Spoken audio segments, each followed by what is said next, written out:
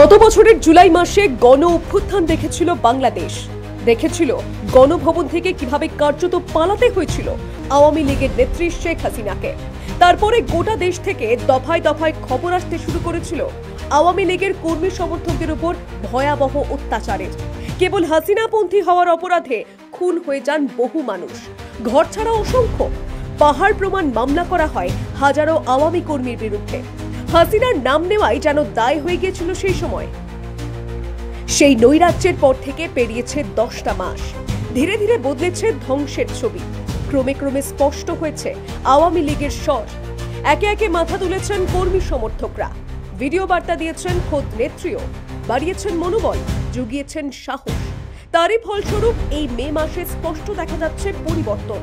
আজকের বাংলাদেশ দেখছে শেখ হাসিনার সমর্থনে বেরোচ্ছে মিছিল। দেখা যাচ্ছে আতঙ্কের সেই বাতাবরণ পার করে ফের পথে নামছেন আওয়ামী পন্থীরা। শেখ হাসিনার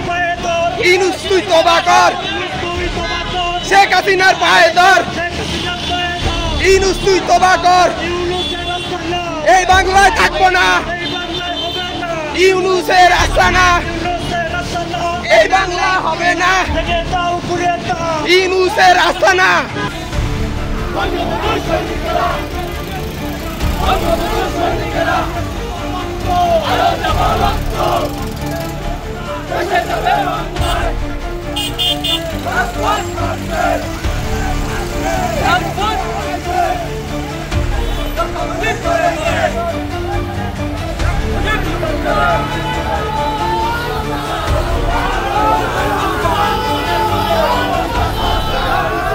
Bureau Report, The Wall।